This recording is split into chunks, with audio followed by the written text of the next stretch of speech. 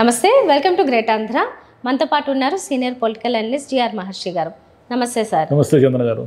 Sir, Lokesh ఆధ్వర్యంలో పెద్ద ఎత్తున టీడీపీకి సంబంధించిన సభ్యత్వ నమోదు కార్యక్రమం జరుగుతూనే ఉంది. వింటున్నాం, దాదాపుగా 1 కోటికి దగ్గరలో ఉంది సభ్యత్వ నమోదు.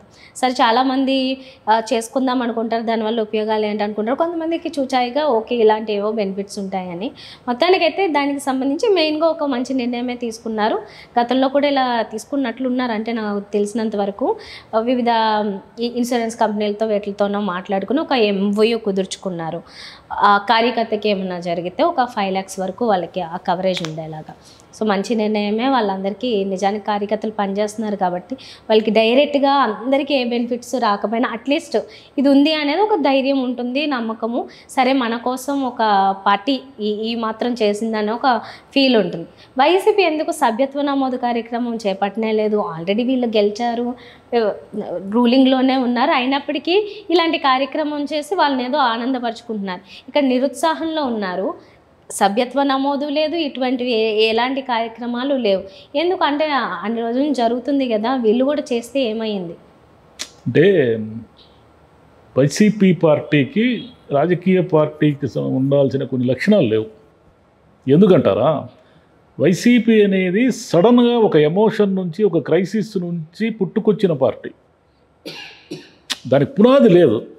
పునాది ఎక్కడ ఉంది? కాంగ్రెస్ వాళ్ళు దాంట్లోకి ట్రాన్స్ఫార్మ్ అయ్యి అలా పుట్టిన పార్టీ. ఆయన జగన్ని జైల్లోకి పెట్టడము, జగన్ గారికి సోనియా గాంధీ గారి అపాయింట్మెంట్ దగ్గర ఏదో టైంకి ఇవ్వకపోవడము, అక్కడ ఏదో ఇబ్బందులు రావడము, ఓదార్పు యాత్ర చేయొద్దు అనడము, మీ ఇంటికి పిలిచి ఓదార్చండి అనడము, ఇలా సడన్గా జరిగిన పరిణామాల వల్ల వచ్చిన పార్టీనే తప్ప దానికి ఒక పునాది లేదు.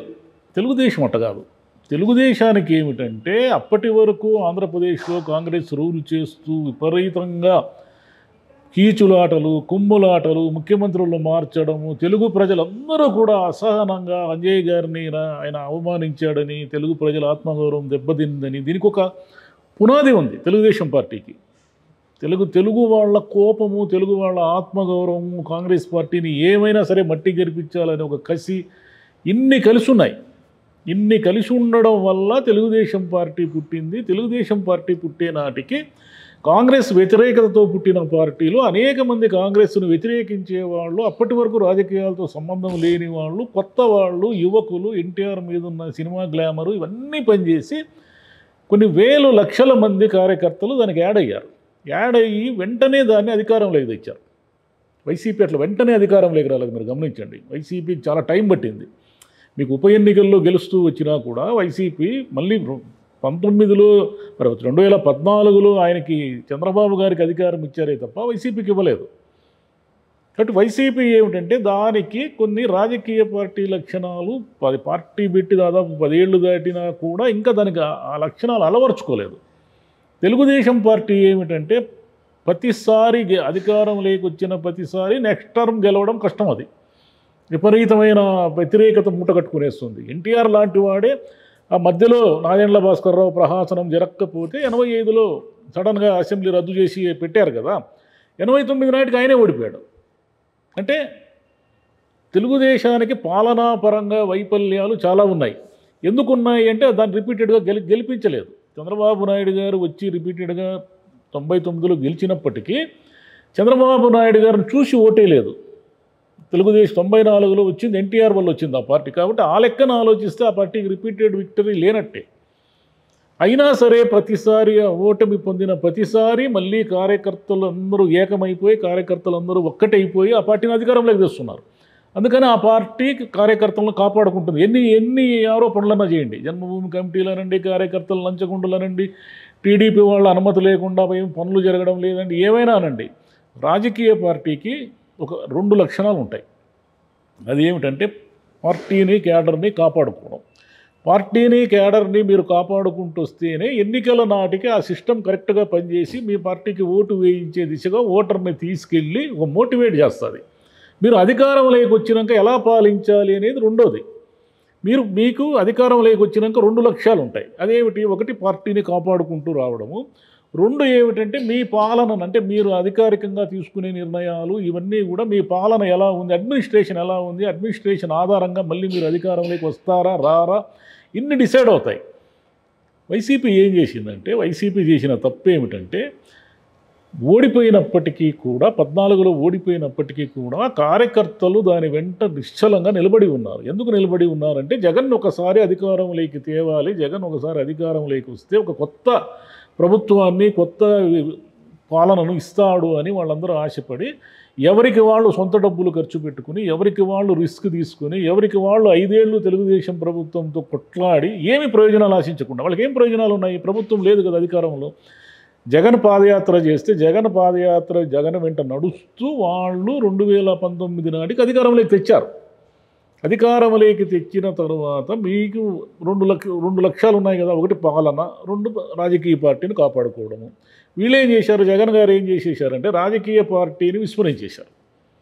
పార్టీ కార్యకలాపాలు, పార్టీ కార్యకర్తల కోసం మనం ఏవైనా చెయ్యాలి అనే దీన్ని విస్మరించేసి ఎంతసేపు ఆయన గ్రామాల్లో నేను వాలంటీర్లు పెట్టాను, సచివాలయం పెట్టాను, నేను నేరుగా బటన్ నొక్కేస్తున్నాను, నా పాలన అద్భుతంగా ఉంది, జనమంతా స్వచ్ఛందంగా వచ్చి ఓట్లు వేసేస్తారు, ఎవరైతే పథకాలు పొందుతున్నారో, ఎవరైతే బీద వర్గాలు వాళ్ళంతా ఉంటారో, ఎవరికైతే పథకాలు అందుతున్నాయో వాళ్ళందరూ వచ్చి ఓటేస్తే చాలు, కార్యకర్తలు దీంట్లో చేసేది ఏముంది అని ఒక అనవసరమైన పిక్చర్ వచ్చింది.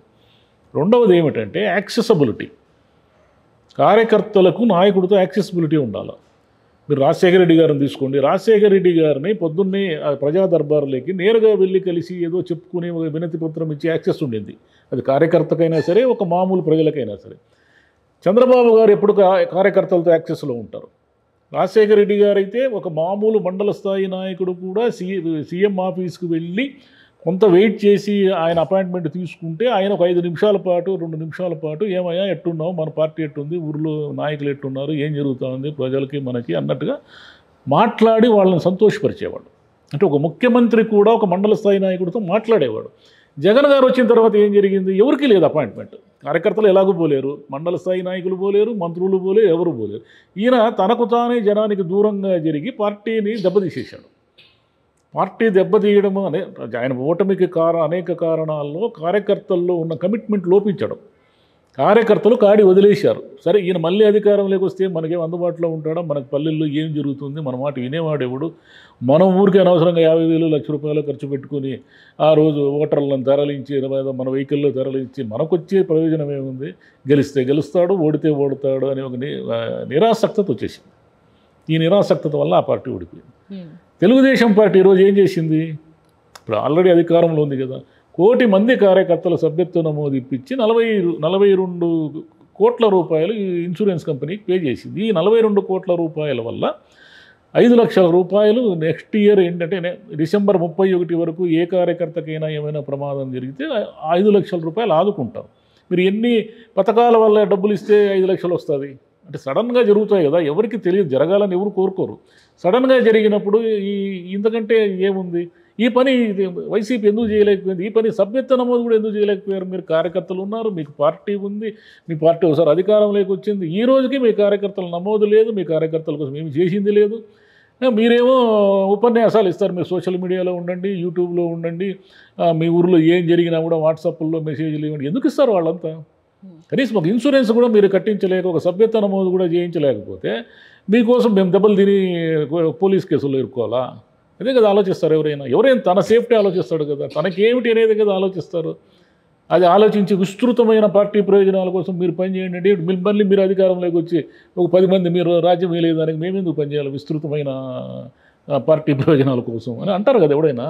కాబట్టి వీళ్ళు ఇప్పటికైనా పార్టీని చక్కదిద్దుకొని, అంటే తెలుగుదేశాన్ని అనుసరించమని నేను చెప్పలేదు, కానీ మంచి ఎక్కడున్నా కూడా తీసుకోవాలి. తెలుగుదేశం పార్టీ 40 ఏళ్ళుగా కార్యకర్తలను కాపాడుకుంటా ఉంది కాబట్టి ఆ పార్టీ మళ్ళీ ఒకసారి ఓడిపోయినా మళ్ళీ అధికారంలోకి వస్తూ ఉంది. మీరు మళ్ళీ అధికారంలోకి రావాలంటే ముందు కార్యకర్తలని పునాదిని మీరు అర్థం చేసుకుంటే మీకేమైనా ప్రయోజనం ఉంటుంది. లేదు మీరు ఊరికే చంద్రబాబు తప్పులు చేసేస్తాడు, ఆయన చరిత్రలో రాశారు చంద్రబాబు రిపీటెడ్గా మళ్ళీ ముఖ్యమంత్రి గాడని అపోహలకు గురైతే ఏమో ఈసారి చరిత్ర మారుస్తాడేమో, మీకేం తెలుసు. మీ పార్టీని మీరు కార్యకర్తలు లేకుండా చేసుకుని ఆయన తప్పులు చేస్తాడని ఎందుకు వెయిట్ చేస్తున్నారు?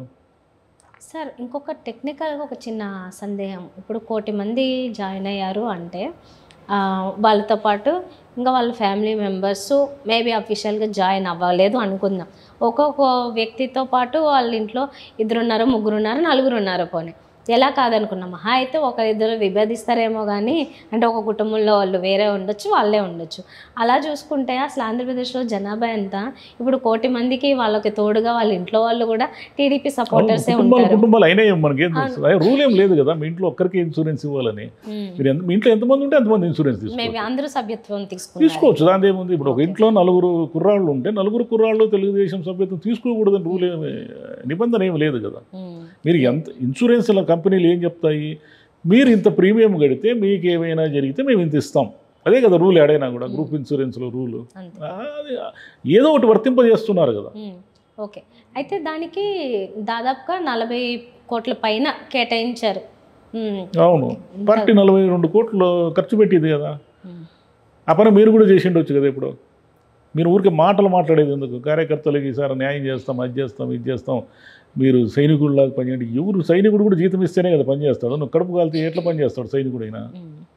రైట్, పోనీలేండి. అంటే ఇట్లాంటివి చూసైనా వైసీపీలో ఏమన్నా చలనం వచ్చి ఏ పని కాపీ చేయాలని లేదు, వేరేగా అన్నా చేయొచ్చు, అయితే ఇది చేసినా కూడా తప్పులేదు. కార్యకర్తలకి మనోబలాన్ని ఇవ్వాలి, ఆర్థికంగా ముఖ్యంగా ఆర్థికంగా మనోబలం ఇవ్వడం అంటే ఏమిటంటే ఇట్లాంటి కార్యక్రమాలు చేయాలి.